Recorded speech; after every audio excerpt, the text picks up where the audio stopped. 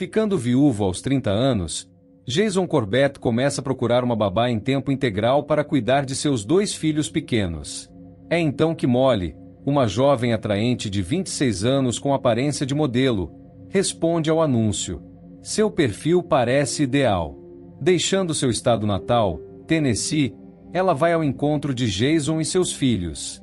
Todos rapidamente se encantam pela jovem, e não demora muito para que formem juntos uma nova família. No entanto, o que parecia um conto de fadas se transforma em um pesadelo. Foi na Irlanda, em 12 de fevereiro de 1976, que Jason nasceu, ao mesmo tempo que seu irmão gêmeo, Wayne.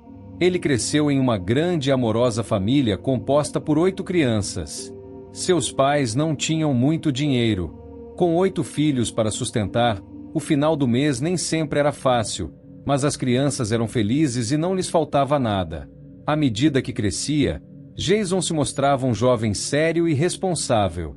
Durante a adolescência, ao ver seu pai perder o emprego, não hesitou em conseguir um trabalho de meio período para ajudar financeiramente a família, enquanto continuava seus estudos. Jason se destacava por sua personalidade extrovertida, alegria de viver e atenção para com os outros, o que o tornava muito apreciado, tanto por seus amigos quanto por sua família. No início dos anos 2000, ele conheceu Margarete, que era um ano mais velha que ele. Foi amor à primeira vista. Eles se casaram em 2004, quando Jason tinha 28 anos.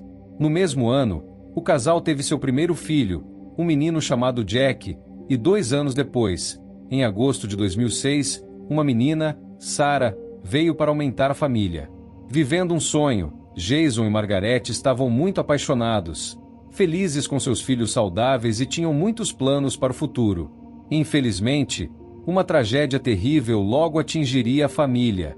Na noite de 21 de novembro de 2006, 3 meses após o nascimento de Sarah, Margarete foi acometida por uma violenta crise de asma. Acostumada a essas crises, ela não se alarmou muito e usou seu inalador. Mas desta vez, a crise não passou. Ela começou a ter cada vez mais dificuldade para respirar, e a situação se tornou crítica. Em desespero, Jason decidiu levá-la ao hospital, mas tragicamente ela faleceu antes de chegarem lá. Com apenas 31 anos, Margarete deixou Jason, de 30, viúvo, com 2 filhos, sendo um bebê de apenas 3 meses. Devastado, Jason encontrou forças para continuar por causa de seus filhos, com a ajuda de sua família, especialmente sua irmã Tré, com quem era muito próximo, e da família de Margarete. No ano seguinte à trágica morte de Margarete, Jason se viu na necessidade de contratar uma babá para ajudá-lo a cuidar dos filhos. Ele publicou um anúncio. Inicialmente, contratou uma jovem tcheca, que não atendeu às suas expectativas, e depois uma espanhola, mas a barreira da língua foi um grande obstáculo. Desejando uma presença feminina estável para compensar a ausência da mãe, ele publicou um novo anúncio, especificando que procurava uma pessoa de língua inglesa disposta a se comprometer a longo prazo.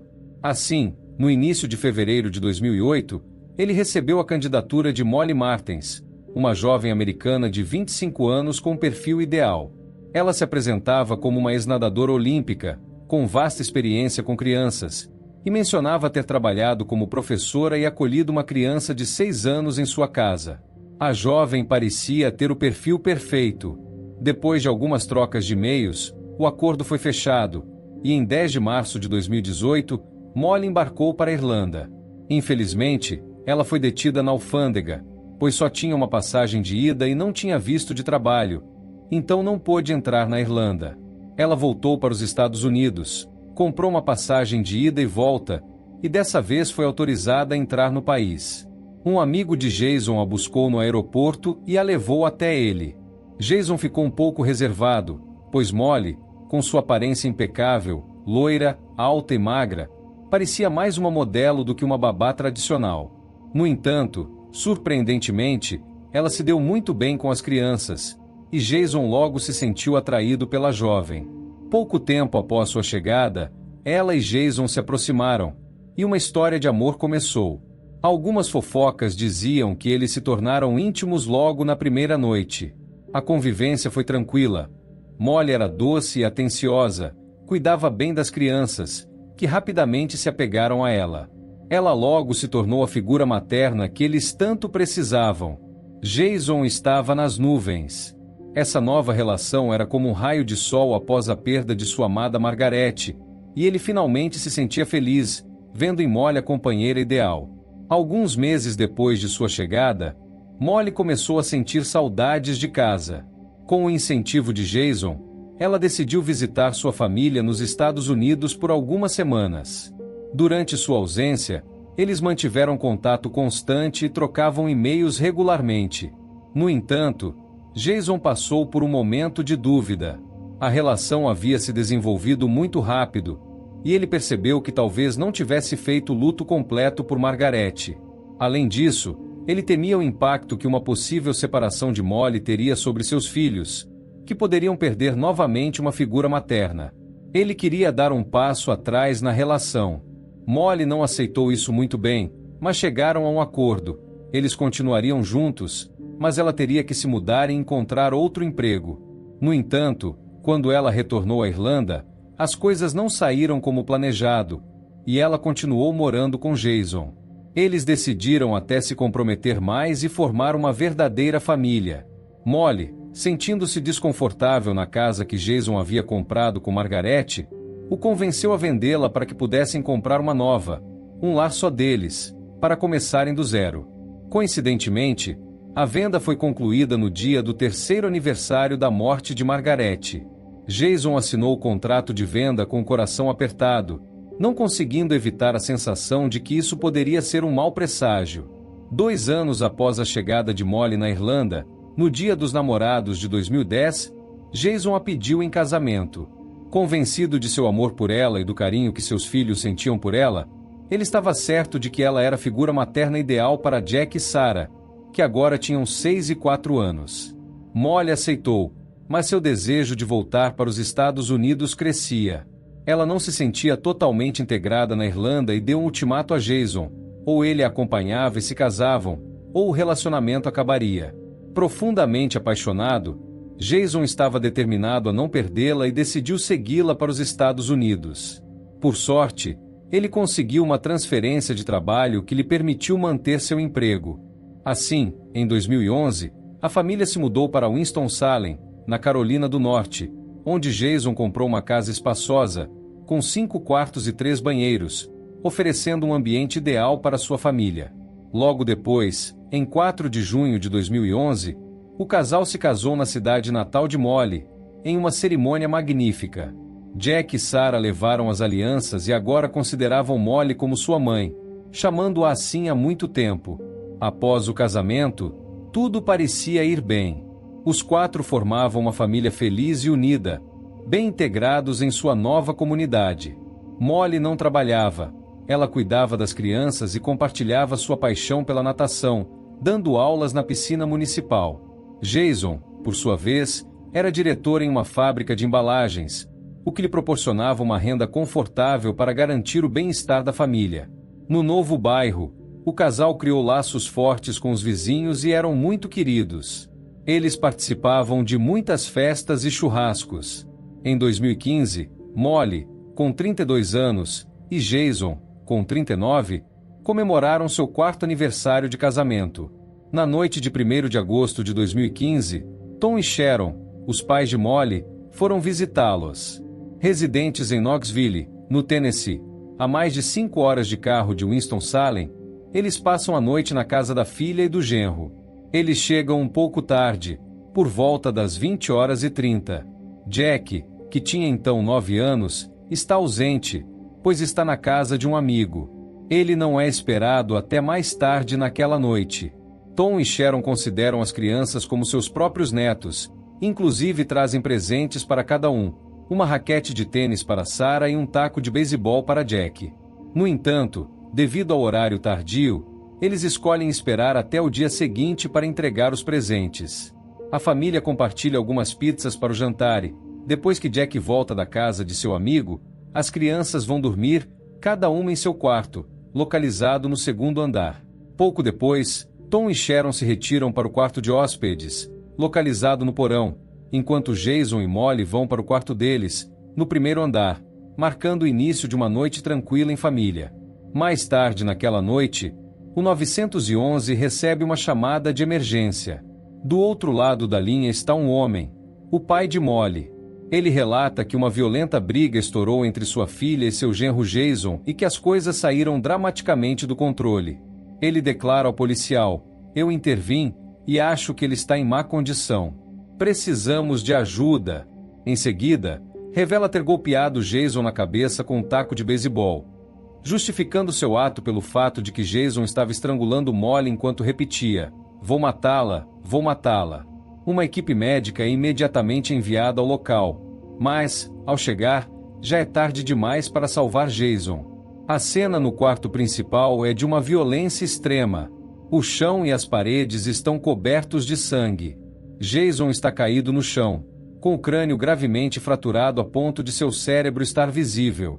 A polícia descobre no local um taco de beisebol de metal e um tijolo, ambos manchados de sangue. Eles notam imediatamente que o sangue no corpo de Jason está começando a secar, assim como o sangue no tijolo e no taco. As crianças, que estavam dormindo no andar de cima, são acordadas e imediatamente retiradas da cena de horror. Um dos irmãos de Molly fica responsável por cuidar delas. Molly parece estar em estado de choque. Ela é levada para uma viatura policial, onde espera por mais de 1 hora antes de ser examinada pelos socorristas.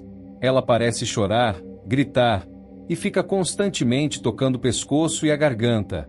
Ela explica à polícia que está com dor porque seu marido tentou estrangulá-la. O policial que fala com ela não pode deixar de notar que, apesar de seus gritos e soluços, não há lágrimas em seus olhos. Tom e Molly são então levados à delegacia para serem interrogados. O que aconteceu? Quando questionada, a jovem começa a contar o que aconteceu naquela trágica noite. Molly relata que, no silêncio da madrugada, às 3 horas da manhã, a pequena Sarah, após ter um pesadelo, foi procurar consolo junto aos pais. Depois de levar a filha de volta para o quarto, Molly retorna ao quarto principal e encontra Jason, que tinha bebido muito naquele dia, acordado e extremamente irritado por ter sido incomodado.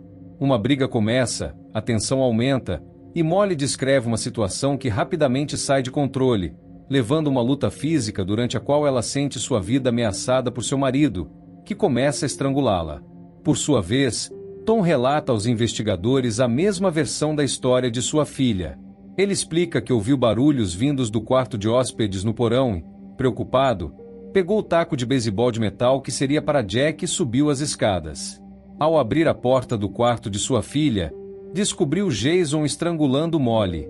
Seu genro se virou para ele e puxou Molly em uma chave de estrangulamento, arrastando-a em direção ao banheiro enquanto proferia ameaças de morte. "Vou matá-la, vou matá-la." Tom implorou para que ele a soltasse, mas Jason não o escutou. Sem ver outra solução, Tom o golpeou com o taco. Os primeiros golpes pareciam ineficazes, pois Jason continuava a estrangular Molly sem afrouxar o aperto. Em um esforço desesperado para salvar sua filha, Tom intensificou os golpes até que Jason a soltou. Nesse momento, Jason se virou e conseguiu agarrar o taco. Na luta que se seguiu, Tom foi jogado ao chão e pensou que sua última hora havia chegado. Molly conta aos investigadores que, nesse momento crítico, estava aterrorizada com a possibilidade de Jason matar seu pai. Em um ato desesperado, ela pegou um tijolo que estava em sua mesa de cabeceira e golpeou Jason, forçando-o a largar o taco. Seu pai aproveitou a oportunidade para recuperá-lo e também golpeá-lo.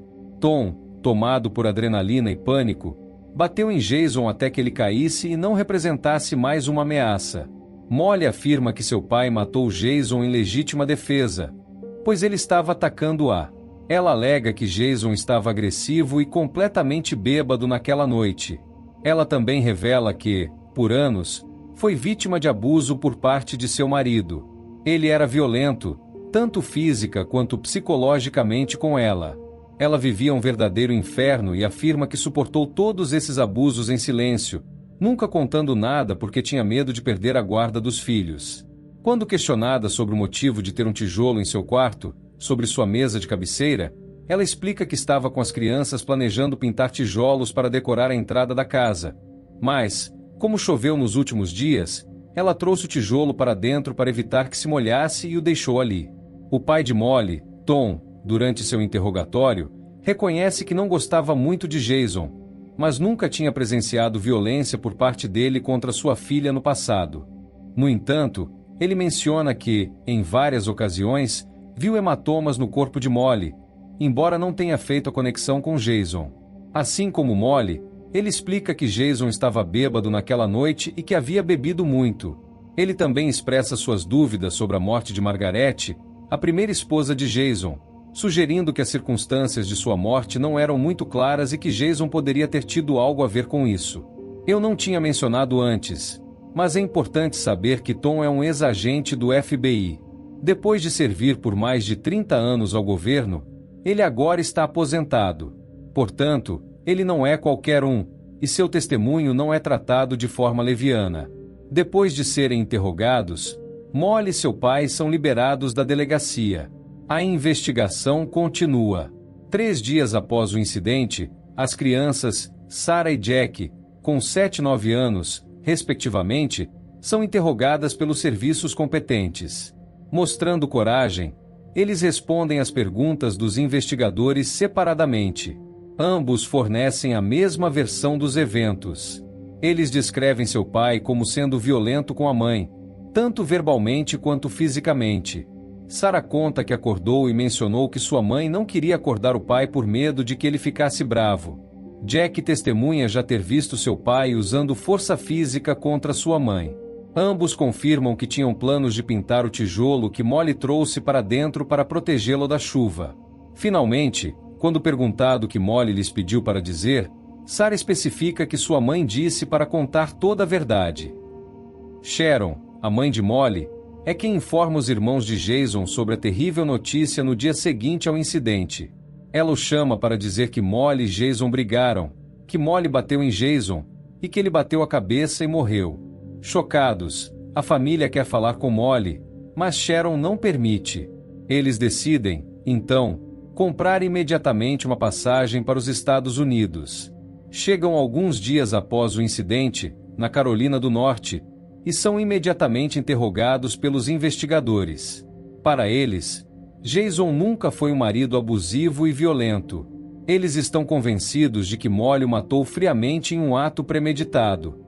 Eles revelam aos investigadores que Jason tinha a intenção de deixá-la e voltar para a Irlanda com as crianças. Tre, a irmã de Jason, afirma que Molly queria adotar as crianças, mas que seu irmão sempre se recusou. Na mesma semana, Molly entra com pedido na justiça para obter a guarda de Sarah e Jack. Imediatamente, Tre faz o mesmo, pois não tem nenhuma intenção de deixar as crianças com Molly.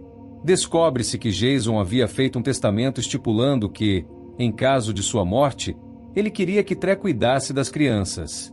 Inicialmente, Molly obtém a guarda temporária, mas Tre está determinada a lutar. Uma verdadeira guerra se inicia entre as duas famílias. Molly envia a conta dos serviços de ambulância para a família de Jason, recusando-se a pagar. Quando os irmãos de Jason vão ao necrotério, descobrem que Molly transferiu o corpo para outra funerária sem lhes dizer onde. Pior, ela proíbe a família de Jason de participar da cerimônia memorial e até contrata seguranças para impedi-los de entrar. Ela deseja proceder rapidamente com a cremação do marido, enquanto a família dele quer repatriar o corpo para a Irlanda. No final, ela aceita deixá-los levar o corpo, mas com a única e exclusiva condição de que cubram todos os custos. Algum tempo depois, a justiça decide em favor de Tracy, que obtém a guarda exclusiva de Jack e Sarah. Eles então deixam os Estados Unidos para voltar a viver com a tia na Irlanda. Enquanto isso, a investigação continua, e os policiais logo fazem descobertas perturbadoras. Após as acusações da família de Jason, os investigadores ficam perplexos e decidem aprofundar as investigações sobre a vida do casal. Eles descobrem rapidamente que Molly não é exatamente quem ela dizia ser, uma pobre esposa maltratada por um marido violento e abusivo. Nascida em Knoxville, Tennessee, Molly é a única filha de uma família de 4 irmãos. Seu pai era agente do FBI e sua mãe, doutora em matemática. Ela cresceu em um ambiente estável e confortável, recebendo uma boa educação. Desde a infância, interessava-se por canto, dança e leitura. Sua mãe coordenava um clube de leitura, e a pequena Molly a acompanhava regularmente. Ao crescer, Molly se tornou uma jovem muito bonita e entrou no mundo da modelagem, fazendo algumas fotos de moda. No entanto, ela tinha outras ambições e sonhava em ser médica. Depois de obter o equivalente ao diploma do ensino médio em 2003, ela se inscreveu na universidade com apenas 20 anos. Mas o nível era muito alto, o curso era exigente, e ela encontrou várias dificuldades. Aos poucos, começou a perder o rumo. Ainda estudante, ela conheceu através de um site de encontros um jovem chamado Keith, e foi amor à primeira vista. Keith foi cativado pela beleza de Molly, mas também pelo seu humor e despreocupação. Ele a achava muito livre de espírito. Tudo aconteceu rapidamente entre eles, e 6 meses após o encontro, eles se mudaram para viver juntos. Enquanto Molly tentava manter o foco nos estudos, Keith trabalhava em uma organização sem fins lucrativos. Seus rendimentos eram modestos, mas o mais importante para ele era estar alinhado com seus princípios, sentir-se útil e ajudar os mais necessitados. O casal se instalou em um apartamento pertencente ao pai de Molly. Embora ele pagasse o aluguel com o salário de Keith, ela logo apresentou o namorado aos seus pais, que ficaram felizes ao ver a filha tão contente. No entanto, Keith achava que Tom, o pai de Molly, era muito desprezível. Ele considerava que trabalhar em uma organização sem fins lucrativos não era uma profissão digna de um homem que aspira a ser chefe de família e não hesitava em fazer Keith sentir isso. No início, o relacionamento foi sem problemas, mas a jovem começou a enfrentar problemas significativos de saúde mental. Diagnosticada com depressão e bipolaridade ainda jovem, ela seguia um tratamento medicamentoso intenso para regular seu humor. Com o tempo, Molly foi perdendo o controle de seus estudos, e em 2017, aos 24 anos, abandonou a universidade sem obter o diploma. Durante esse período, ela contraiu uma infecção por estafilococos, e os medicamentos que tomou pareceram interferir no tratamento de sua bipolaridade, agravando seu equilíbrio mental. Apesar de seu sofrimento, Keith ofereceu apoio total. Molly sofria de fortes enxaquecas, insônia, passava horas na banheira e chorava às vezes sem motivo aparente. O tratamento que seguia era pesado, chegando a tomar até 16 comprimidos por dia. Seu estado de saúde se tornou tão frágil que ela não conseguia mais cuidar das crianças que tomava conta ou dar aulas de natação, ficando confinada em casa. Os pais de Molly, que inicialmente eram relativamente atenciosos com Keith, começaram a acusá-lo de ser a causa de todos os problemas da filha.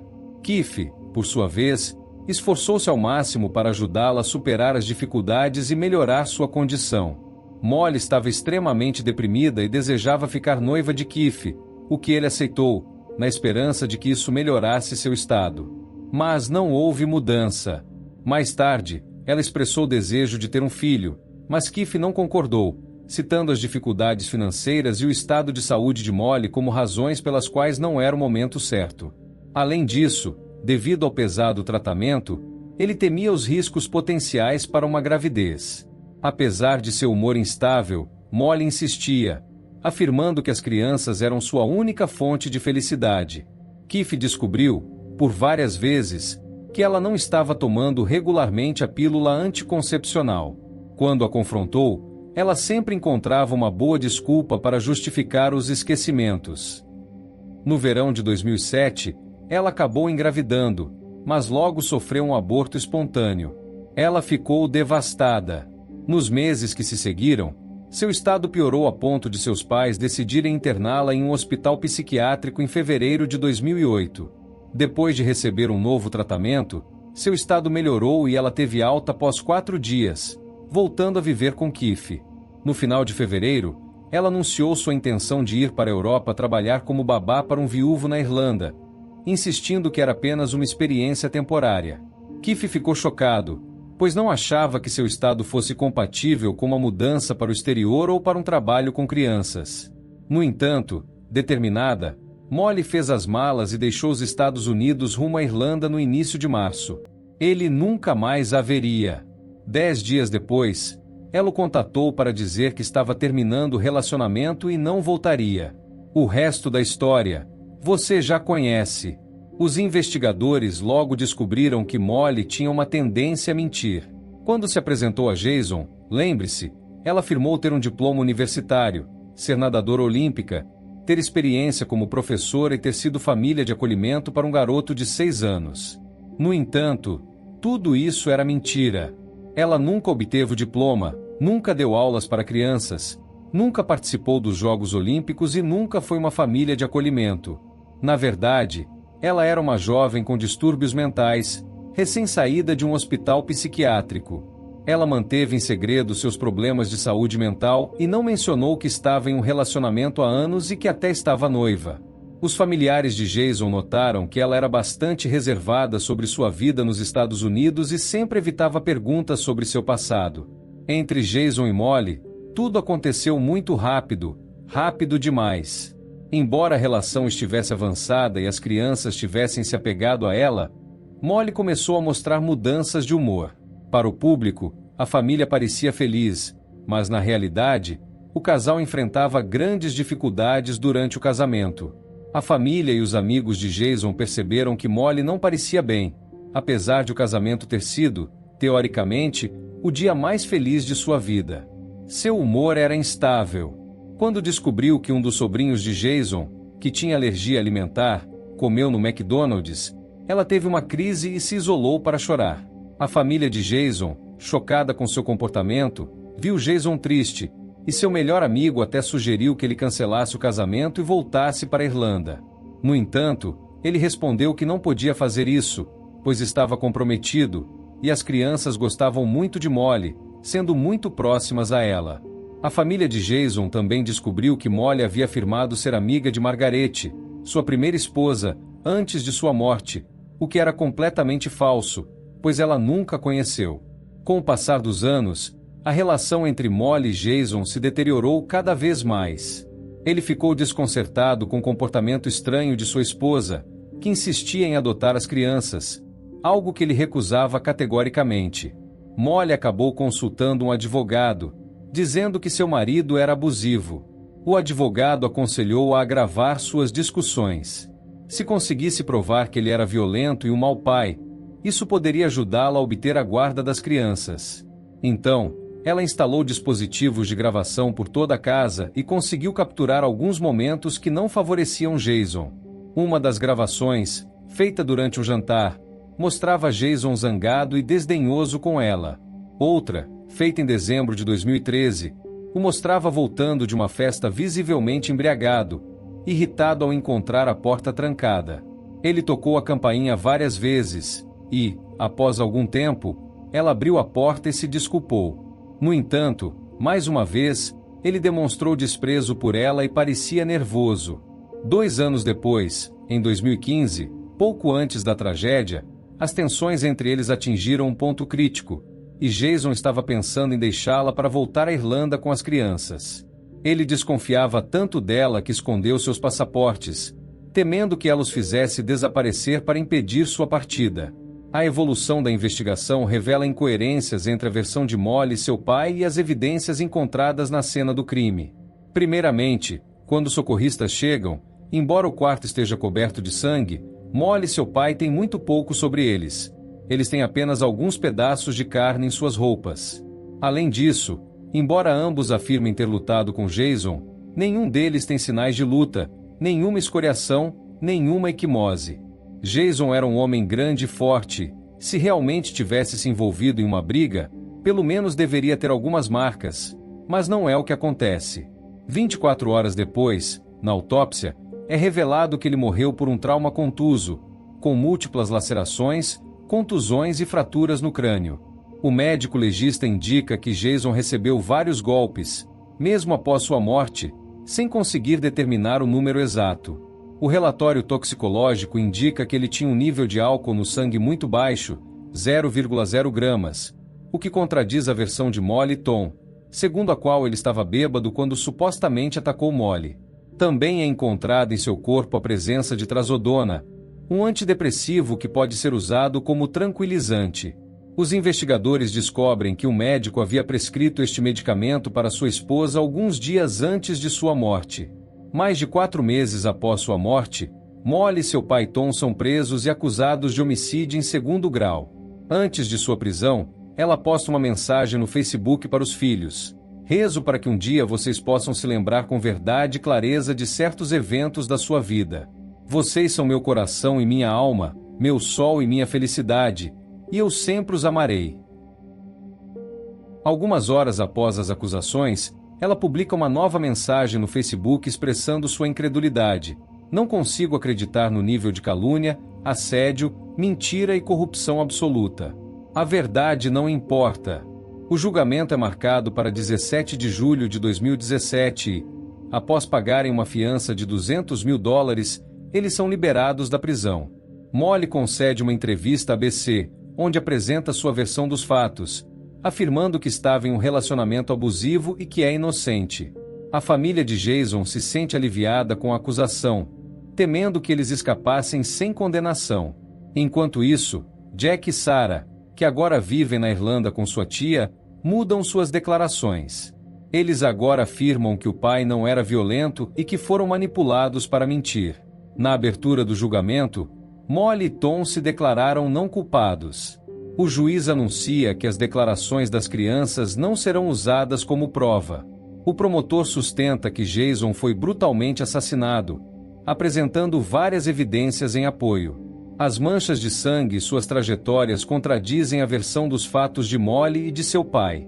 Segundo a perícia, Jason foi atacado enquanto estava indefeso no chão. Ele sofreu múltiplos golpes, pelo menos 12, sendo o primeiro enquanto ainda estava na cama. O promotor lembra que, ao contrário das afirmações dos dois acusados, Jason tinha um nível de álcool muito baixo no sangue no momento de sua morte. Além disso, foram encontradas no corpo de Jason marcas de sedativo que haviam sido prescritos a Molly semanas antes. Molly e seu pai não apresentavam sinais de escoriações ou equimoses, o que parece improvável se realmente tivessem se lutado com um homem tão forte quanto Jason. O promotor também destaca que, quando os socorristas chegaram, o corpo de Jason já estava frio, o que implica que o chamado de socorro não foi feito imediatamente após a morte. Durante a investigação, os investigadores não encontraram nenhuma prova concreta de abuso ou violência contra Molly. Os registros mencionados anteriormente revelam apenas discussões entre o casal. Para o promotor, Molly tinha um bom motivo para se livrar do marido. Ele aponta uma apólice de seguro de vida de $600 mil contratada por Jason, seu recuso em permitir a adoção das crianças por Molly e seu desejo de retornar à Irlanda, sugerindo que ela queria se livrar dele enquanto obtinha a guarda das crianças. A defesa, por outro lado, pinta Jason como um marido violento. Eles destacam a honestidade e a confiabilidade de Tom, baseada em sua experiência no FBI. Este último testemunha sobre o controle que Jason exercia sobre sua filha e admite mais uma vez que nunca gostou do genro. Molly então vai à barra das testemunhas e afirma ter sido vítima de muitas agressões por parte de Jason, mas nunca o denunciou por medo de perder os filhos.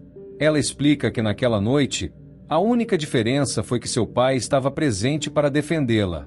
Em 9 de agosto de 2017, após 5 horas de deliberação, o júri os reconhece culpados e os condena a uma pena de prisão de 20 a 25 anos. Uma semana depois, a defesa apela da sentença, invocando uma declaração feita à imprensa por um dos jurados pouco após o julgamento. Este jurado mencionou que o caso foi discutido em particular, fora da sala do tribunal, o que é totalmente proibido. No entanto, o pedido de apelação é rejeitado. Em dezembro de 2017, eles recorrem então à Suprema Corte da Carolina do Norte e têm sucesso. Em 2021, após 44 meses na prisão, Tom e Molly são libertados em abril de 2021, após o pagamento de uma nova fiança de $200 mil. Os filhos agora declaram ter sido pressionados a mentir, afirmando que foi Molly quem na realidade era violenta.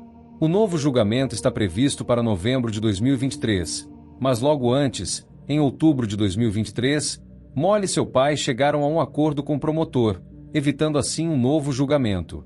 Eles se declararam culpados de homicídio voluntário e foram condenados a uma pena de 54 a 74 meses. Como já cumpriram 44 meses, ainda precisavam passar de 10 a 30 meses atrás das grades e assim foi feito.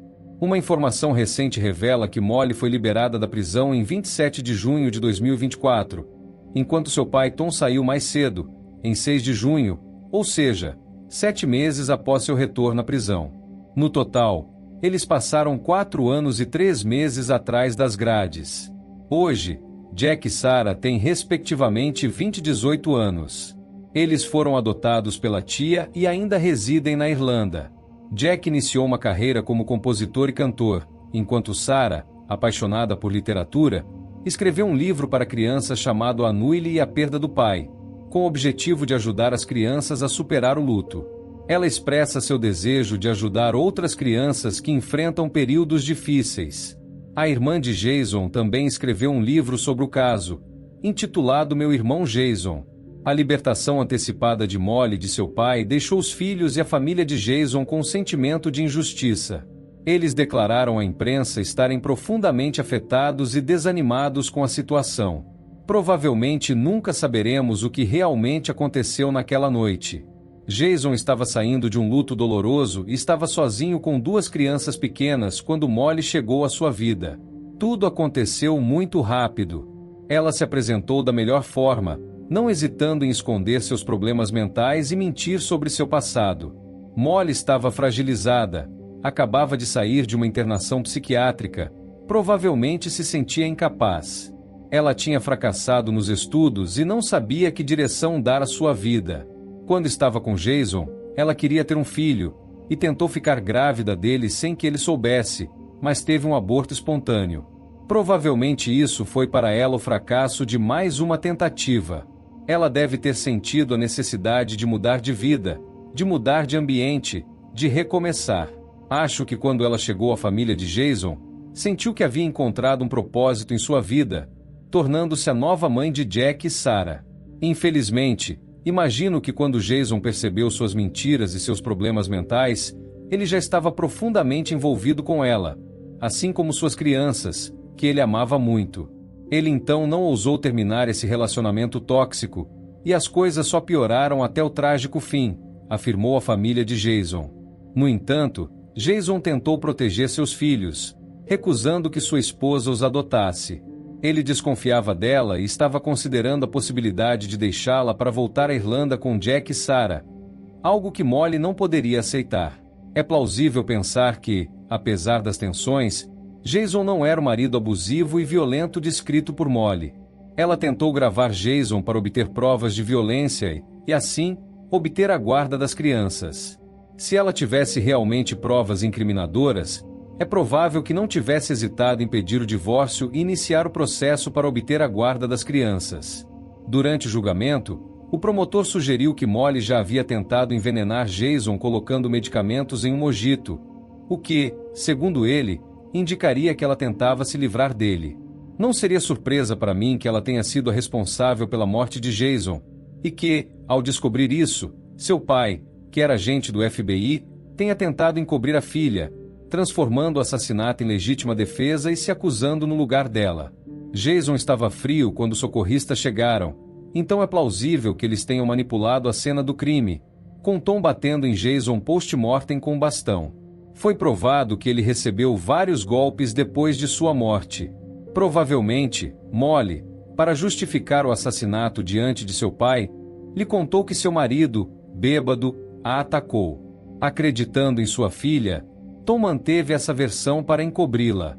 Contudo, Jason tinha um nível muito baixo de álcool no sangue, não o suficiente para estar bêbado. Não acredito que um ex-agente do FBI, como Tom, não tivesse experiência suficiente para saber que uma mentira desse tipo seria facilmente desmentida. Acho que ele acreditou em sua filha. Parece muito provável que as crianças tenham sido manipuladas para mentir. Tendo acabado de perder o pai, é possível que elas estivessem com medo de que, se não mentissem, a pessoa que consideravam sua mãe teria problemas, deixando-as sozinhas, sem pais nem raízes. Nessa idade, as crianças são facilmente influenciáveis e manipuláveis. Confesso que, quando descobri que eles tinham feito um acordo com o promotor e que, no final, passaram apenas 4 anos e 3 meses na prisão por homicídio, achei isso bastante revoltante, especialmente porque, inicialmente, durante o primeiro julgamento, ambos foram considerados culpados e condenados a uma pena de 20 a 25 anos de prisão. Eles já estão livres. Molly, com apenas 41 anos, terá a oportunidade de refazer sua vida, enquanto Jason já não está mais entre nós.